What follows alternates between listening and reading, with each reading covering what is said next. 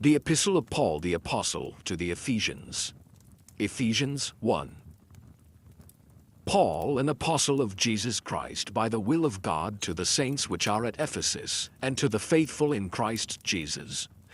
Grace be to you, and peace from God our Father and from the Lord Jesus Christ.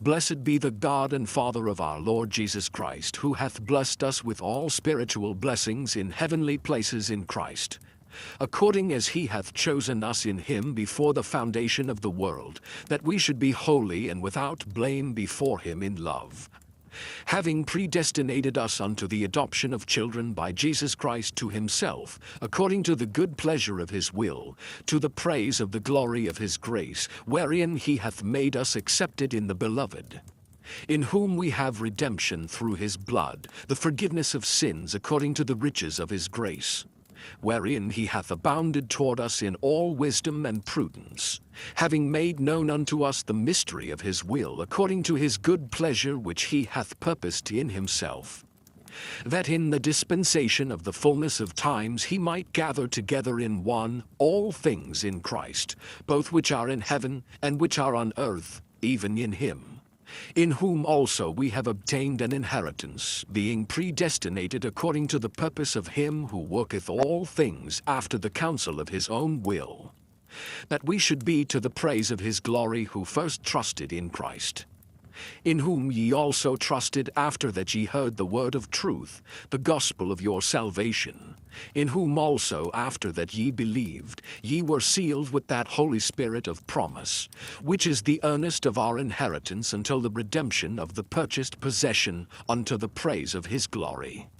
Wherefore I also, after I heard of your faith in the Lord Jesus and love unto all the saints, cease not to give thanks for you, making mention of you in my prayers, that the God of our Lord Jesus Christ, the Father of glory, may give unto you the spirit of wisdom and revelation in the knowledge of him, the eyes of your understanding being enlightened, that ye may know what is the hope of his calling, and what the riches of the glory of his inheritance in the saints, and what is the exceeding greatness of his power to usward who believe, according to the working of his mighty power, which he wrought in Christ when he raised him from the dead, and set him at his own right hand in the heavenly places, far above all principality and power and might and dominion, and every name that is named not only in this world, but also in that which is to come, and hath put all things under his feet, and gave him to be the head over all things to the church, which is his body, the fullness of him that filleth all in all. Ephesians 2. And you hath he quickened who were dead in trespasses and sins, wherein in time past ye walked according to the course of this world, according to the prince of the power of the air, the spirit that now worketh in the children of disobedience, among whom also we all had our conversation in times past in the lusts of our flesh, fulfilling the desires of the flesh and of the mind, and were by nature the children of wrath, even as others. But God, who is rich in mercy for his great love wherewith he loved us, even when we were dead in sins, hath quickened us together with Christ. By grace ye are saved, and hath raised us up together and made us sit together in heavenly places in Christ Jesus, that in the ages to come he might show the exceeding riches of his grace in his kindness toward us through Christ Jesus. For by grace are ye saved through faith, and that not of yourselves. It is the gift of God, not of works, lest any man should boast. For we are his workmanship, created in Christ Jesus unto good works, which God hath before ordained that we should walk in them. Wherefore remember that ye being in time past Gentiles in the flesh, who are called uncircumcision by that which is called the circumcision in the flesh made by hands, that at that time ye were without Christ, being aliens from the commonwealth of Israel, and strangers from the covenants of promise, having no hope and without God in the world. But now in Christ Jesus ye who sometimes were far off are made nigh by the blood of Christ. For he is our peace, who hath made both one, and hath broken down the middle wall of partition between us, having abolished in his flesh the enmity, even the law of commandments contained in ordinances, for to make in himself of twain one new man, so making peace, and that he might reconcile both unto God in one body by the cross, having slain the enmity thereby, and came and preached peace to you which were afar off, and to them that were nigh. For through him we both have access by one Spirit unto the Father. Now therefore ye are no more strangers and foreigners, but fellow citizens with the saints and of the household of God, and are built upon the foundation of the apostles and prophets, Jesus Christ himself being the chief cornerstone, in whom all the building fitly framed together groweth unto an holy temple in the Lord, in whom ye also are builded together for an habitation of God through the Spirit. Ephesians 3. For this cause I, Paul, the prisoner of Jesus Christ, for you Gentiles, if ye have heard of the dispensation of the grace of God, which is given me to you word, how that by revelation he made known unto me the mystery, as I wrote afore in few words, whereby when ye read ye may understand my knowledge in the mystery of Christ, which in other ages was not made known unto the sons of men, as it is now revealed unto his holy apostles and prophets by the Spirit, that the Gentiles should be fellow heirs and of the same body, and partakers of his promise in Christ by the gospel, whereof I was made a minister according to the gift of the grace of God given unto me by the effectual working of his power. Unto me, who am less than the least of all saints, is this grace given, that I should preach among the Gentiles the unsearchable riches of Christ, and to make all men see what is the fellowship of the mystery, which from the beginning of the world hath been hid in God, who created all things by Jesus Christ, to the intent that now unto the principalities and powers in heavenly places might be known by the church the manifold wisdom of God, according to the eternal purpose which he purposed in Christ Jesus our Lord, in whom we have boldness and access with confidence by the faith of him. Wherefore I desire that ye faint not at my tribulations for you, which is your glory. For this cause I bow my knees unto the Father of our Lord Jesus Christ, of whom the whole family in heaven and earth is named, that he would grant you according to the riches of his glory to be strengthened with might by his Spirit in the inner man, that Christ may dwell in your hearts by faith, that ye, being rooted and grounded in love, may be able to comprehend with all saints what is the breadth and length and depth and height, and to know the love of Christ which passeth knowledge, that ye might be filled with all the fullness of God. Now unto him that is able to do exceeding abundantly above all that we ask or think, according to the power that worketh in us, unto him be glory in the church by Christ Jesus throughout all ages, world without end. Amen. Ephesians 4.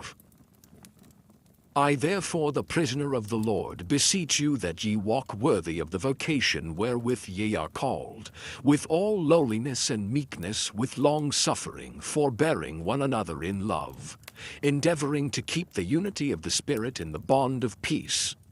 There is one body and one Spirit, even as ye are called in one hope of your calling, one Lord, one faith, one baptism, one God and Father of all, who is above all and through all and in you all. But unto every one of us is given grace according to the measure of the gift of Christ. Wherefore he saith, when he ascended up on high, he led captivity captive, and gave gifts unto men. Now that he ascended, what is it but that he also descended first into the lower parts of the earth?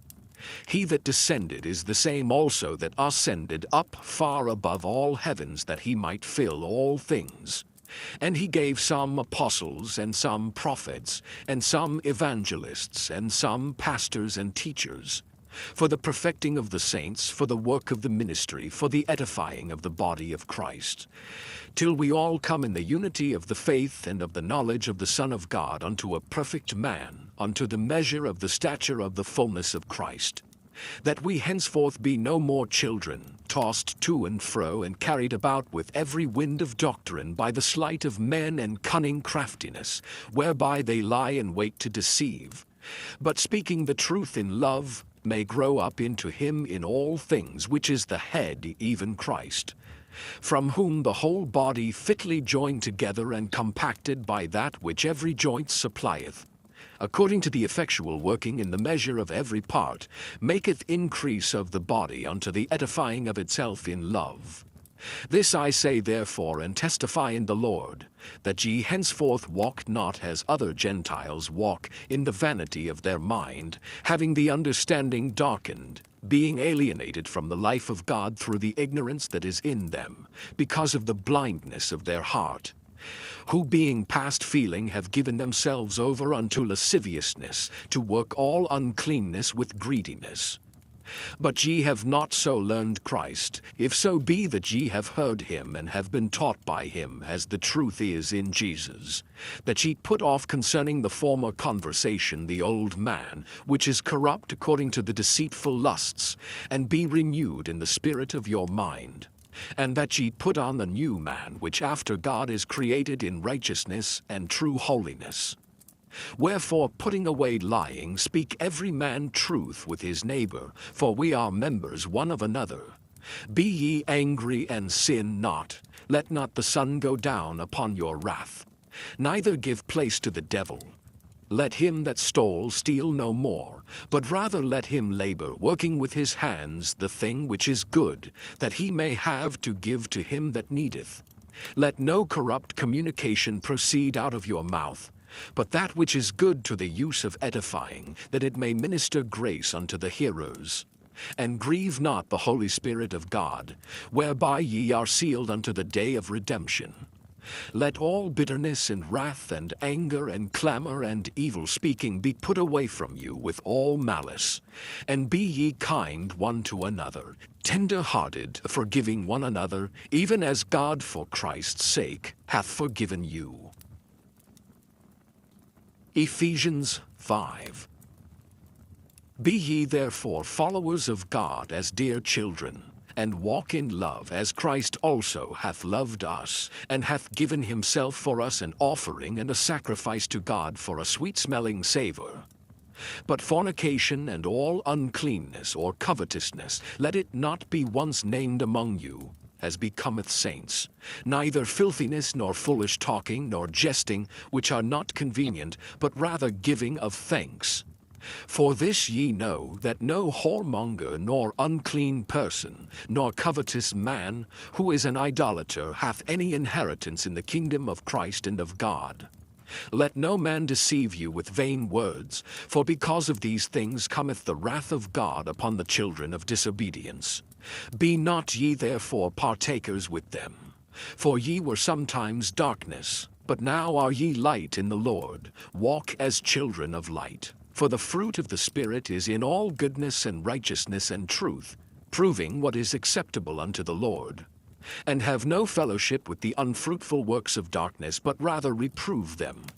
For it is a shame even to speak of those things which are done of them in secret.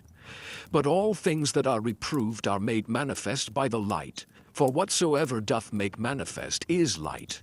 Wherefore he saith, Awake thou that sleepest, and arise from the dead, and Christ shall give thee light. See then that ye walk circumspectly, not as fools, but as wise, redeeming the time, because the days are evil. Wherefore be ye not unwise, but understanding what the will of the Lord is. And be not drunk with wine, wherein is excess, but be filled with the Spirit, speaking to yourselves in psalms and hymns and spiritual songs, singing and making melody in your heart to the Lord, giving thanks always for all things unto God and the Father in the name of our Lord Jesus Christ, submitting yourselves one to another in the fear of God. Wives, submit yourselves unto your own husbands as unto the Lord. For the husband is the head of the wife, even as Christ is the head of the church, and he is the Savior of the body. Therefore, as the church is subject unto Christ, so let the wives be to their own husbands in everything. Husbands, love your wives, even as Christ also loved the church and gave himself for it, that he might sanctify and cleanse it with the washing of water by the word, that he might present it to himself a glorious church, not having spot or wrinkle or any such thing, but that it should be holy and without blemish. So ought men to love their wives as their own bodies. He that loveth his wife loveth himself. For no man ever yet hated his own flesh, but nourisheth and cherisheth it, even as the Lord the church. For we are members of his body, of his flesh, and of his bones. For this cause shall a man leave his father and mother, and shall be joined unto his wife, and they two shall be one flesh. This is a great mystery, but I speak concerning Christ and the church. Nevertheless, let every one of you in particular so love his wife even as himself, and the wife see that she reverence her husband. Ephesians 6. Children, obey your parents in the Lord, for this is right. Honor thy father and mother, which is the first commandment with promise, that it may be well with thee, and thou mayest live long on the earth. And ye fathers, provoke not your children to wrath, but bring them up in the nurture and admonition of the Lord. Servants, be obedient to them that are your masters according to the flesh, with fear and trembling, in singleness of your heart as unto Christ, not with eye service as men pleasers, but as the servants of Christ, doing the will of God from the heart, with good will doing service as to the Lord and not to men, knowing that whatsoever good thing any man doeth, the same shall he receive of the Lord, whether he be bond or free. And ye masters, do the same things unto them, forbearing, threatening, knowing that your master also is in heaven, neither is there respect of persons with him. Finally, my brethren, be strong in the Lord and in the power of his might. Put on the whole armor of God, that ye may be able to stand against the wiles of the devil. For we wrestle not against flesh and blood, but against principalities, against powers, against the rulers of the darkness of this world, against spiritual wickedness in high places.